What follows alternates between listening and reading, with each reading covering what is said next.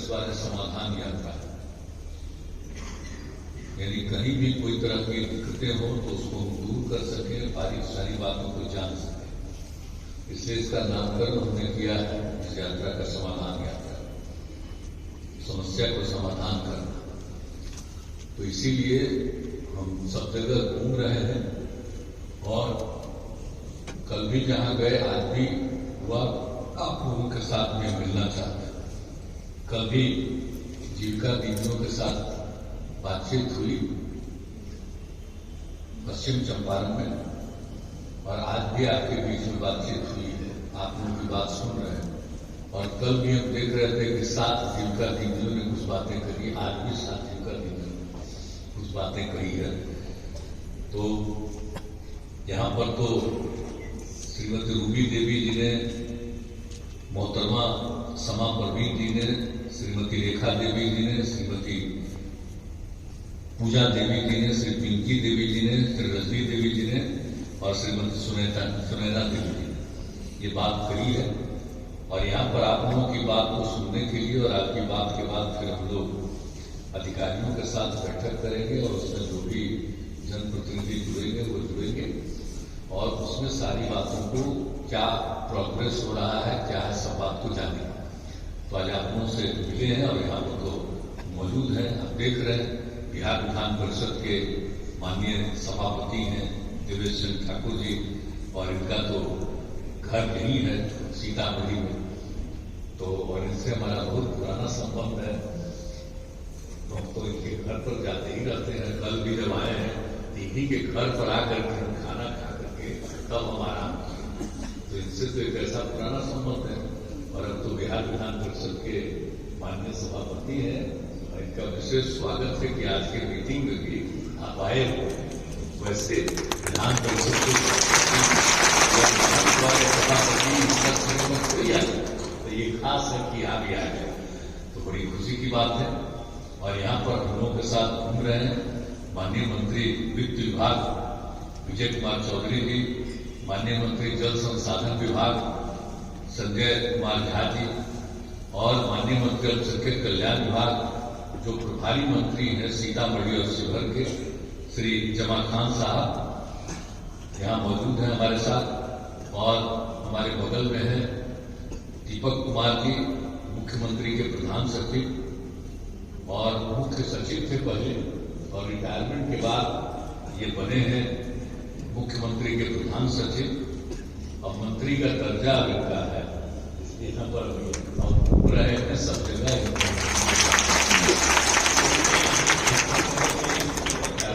रहने वाले मिस्री का नाम कर लिए कि रहने वाले भी यही के, घर भी का शिवहर में, तो आप समझ लीजिए कि आप ही लोगों के बीच के रहने वाले हैं। इनका स्टेटस कहाँ है, समूचे बिहार के लिए काम कर रहे हैं। और यहाँ पर मौजूद हैं देवेश चंद्र, ये यहाँ मौजूद हैं विवेक कुमार सिंह जी, और वो विकास आयुक्त हैं। और बिहार के पुलिस महानिदेशक जो भी जस्ट इसी महीने बने हैं श्री RS भट्टी जी, और के लिए कानून व्यवस्था की स्थिति को बहुत दुरुस्त करके रखेंगे। ये सब लोगों को पूरी उम्मीद है, इन पर भरोसा। आप लोग कोई बात सुन रहे हैं, चलिए सब जगह सब लोगों की बात सुन। और यहाँ पर मौजूद हैं वित्त विभाग के अपर मुख्य सचिव श्री S सिद्धार्थ जी, मुख्यमंत्री के सचिव और सूचना जनसंपर्क विभाग के सचिव श्री अनुपम कुमार जी, मुख्यमंत्री के OSD गोपाल सिंह जी, आयुक्त तिरुपुर मंडल श्री गोपाल है कि जिस दिन से आपने एक एक विषय पर बात कही और कुछ आप लोगों को कहीं दिक्कत हो रही है, बाल बच्चा पढ़ रहा है, अब उस सबको भी आगे बढ़ गया तो उसको काम मिलना चाहिए, रोजगार मिलना चाहिए, तो ये सब बात जो आप कह रहे हैं, इन सब बातों के बारे में तो आपको बता देते हैं कि हम लोगों ने जो सोच लिया है कि सबको पढ़ाएंगे और सबको प्रशिक्षित करेंगे, और उसके बाद राज्य सरकार में भी जितना भी संभावना है हम लोग इसमें तो उनको बहाल करेंगे और लेकिन उनको रोजगार का भी अवसर देंगे। और आप लोगों को पता ही है कि इस बात को हम बार बार कह रहे हैं कि 10 लाख लोगों को हम बहाल करेंगे और कम से कम 10 लाख लोगों को हम निश्चित रूप से उनको रोजगार का अवसर देंगे। तो ये सब बात हमने कही है और एक एक चीज और हम लोग घूम रहे हैं इस बार, तो उसका मकसद यही है कि पहले से तो इतने दिनों से 17 साल से तो बहुत काम किया। अब जितना काम हुआ है वो काम कितना ज्यादा प्रभावशाली है इसको देखना, और कहां पर क्या कमी रह गई है इसको देखना, और उसके आगे और क्या किया जाना चाहिए, और लोगों की समस्या क्या है। अभी तो हम लोगों ने बहुत आगे बढ़ाया है, लेकिन अब इसके आगे भी अब सिर्फ बढ़ा देने से तो नहीं होगा, हमको तो आगे और उनको आगे बढ़ाना। तो इसके आगे और क्या किया जाना चाहिए, इसी को जानने और समझने के लिए देख करके आए। तो उसी के लिए हम घूम रहे हैं। आप लोगों के साथ मिल करके आप लोगों की बात सुन करके भी बहुत अच्छा लगा है। और आप जानते ही हैं कि कितनी बड़ी अब जीविका दीदियां हो गई, कितनी बड़ी संख्या हो गई। पहले कितने कम थे और नामकरण हमने किया जीविका समूह हमने बनाया, तो अंतर्राष्ट्रीय सरकार आकर के देखे कि भाई आप जीविका बनाए देखना चाहते हैं, तो उन्होंने देखा कहा कि तो बड़ा अच्छा बनाया। तो उन्होंने देश भर में नामकरण कर दिया आजीविका, यानी बिहार की जीविका देश भर में आ जाए इसके पूरा नामकरण कर दिया आजीविका। इसमें जितना भी केंद्र सरकार से जो कुछ भी मिलता है आजीविका के नाम पर, ये जीविका यहां बन गया, इसलिए देश भर में आजीविका का नामकरण हो गया।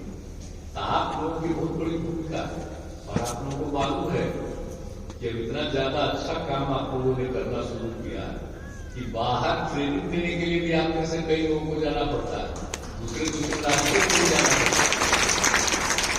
और हमको जब काम करने का मौका मिला तो हमने कहा कि स्वयं समूह में कितनी कम है, तो उसके बाद वो बढ़ाते हुए और इसको इतना करें तब कितना हुआ होगी।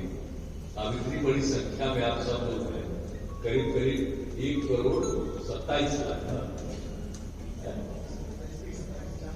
1,27,00,000 से ज्यादा। हाँ, तो मैंने कुछ दिन पहले कर तब 1,27,00,000 से ज्यादा, 1,30 लाख रुपये। तब जरा सोच लीजिए, तब कितनी खुशी की बात है। आपको कितना ट्रेन समझा रहे हैं और बता रहे हैं कि क्या करना चाहिए। बाल बच्चों को तो पढ़ाई रहे, यही ना हम चाहते हैं। लड़कियां जब पढ़ लेंगे, और अभी तो हमको पिछली बार वो कर रहे थे कार्यक्रम समाज सुधार अभियान, उसमें आप सब लोग आए। अब उसमें तो हमने यही कहा था भाई आपके उनके कमरे पर शराब रखने लगे। अब एकदम बिल्कुल शराब पीना बहुत लोगों ने छोड़ दिया, लेकिन उसको गड़बड़ होता है, करते रहता है, लेकिन नजर तो रखना है और लोगों को प्रेरित करना है कि मत पियो, पीना बड़ा बुरा चीज है। लेकिन कुछ लोग तो बोलते रहता है, जहरीला शराब पी के मर जाता है, हंगामा करने लगता है। बोला बताइए, अरे तो क्यों पीते हो, पियोगे तभी तौर पे। जब पी लोगे शराब, आप तो कहां से ले रहे थे शराब? अब कौन आपको जहरीला बना करके दिया? किस पर भरोसा किए हुए थे? यहाँ पर तो शराब को बंद कर दिया गया, तो जो भी कर रहा तो बिल्कुल ही गैर कानूनी काम कर रहा। तो इसलिए लोगों को तो जरूर करना चाहिए। जानते हैं सब, जब 15 में ही आप ही लोगों के लोगों के बीच से लोगों ने हमको कह दिया था, तो किसमें जुलाई में 9 जुलाई में, तो उसी में कहा गया था कि शराब नहीं लागू कर। तो हमने कहा ठीक है, अगली बार अगर जीत करके आएंगे तो लागू करेंगे, तो जीत करके आए लागू कर दिए। और सभी पार्टी ने सपोर्ट किया, लेकिन आजकल में कुछ से कुछ इधर से उधर बोल देता है, कहां पर क्या करता हूं। अरे ये तो गलत चीज है। लोगों को तो बताना चाहिए ना कि भाई प्रेरित करिए लोगों को कि न पिए। तो इस तरह से ये बात एक तो कर नहीं है। अब दूसरा भी आप लोग भी बोल रहे थे खुशी की बात, जब खुशी बात में था, एक तो शराब बंदी की बात तो है सबके हित में, और ज्यादा लोग छोड़ते रहे बहुत अच्छा होगा। और शराब जब छोड़ना शुरू किए तो उस परिवार की स्थिति बेहतर होने लगी।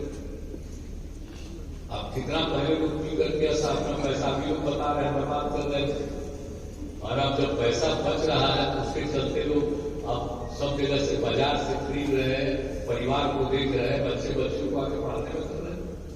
ये सब तो बड़ी खुशी की बात है ना। और उसी तरह से जो पिछली बार कहा, उसके पहले भी इसके लिए अलग अलग चीज करते रहे। तो दहेज प्रथा को नहीं होना चाहिए, दहेज तो नहीं देना चाहिए किसी को। अब बताइए, लड़की की शादी होगी और उसके लिए उसके पिता को दहेज देना, अरे भाई खाली लड़का का मतलब है, लड़का का शादी में लड़की को पैसा देना पड़ता है, कितनी गंदी चीज है, कानून बना हुआ है, तभी लोग समझता नहीं। अरे लड़का का क्या चीज है, लड़की नहीं रहेगी तो कोई बाल बच्चा पैदा होगा। हम लोग सब मानव पैदा करते हैं, अगर शादी किसी की नहीं होगी तो क्या पैदा करेगा। इसलिए लड़कियों का तो इतना महत्व है महिलाओं का, तो उसके शादी के लिए तो उसको खुशी न होनी चाहिए भाई, जब उसकी शादी हो गई है, बाल बच्चा होगा और उसको आनंद भी मिलेगा, लेकिन उल्टा करता। ये तो बड़ी गंदी बात है।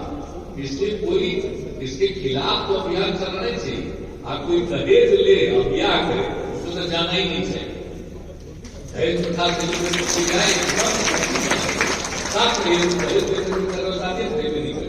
ऐसे ही लोग आगे बढ़ाने के लिए हम लोगों को और क्या मदद चाहिए, तो जरूर उसको मदद करनी चाहिए।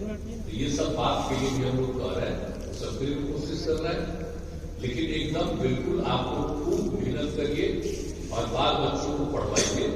बच्चों को पढ़वाने का लड़की पढ़ती है तो उनको सब न बनाए हैं, बताए हैं आपको, एक एक जगह पर बता दिया।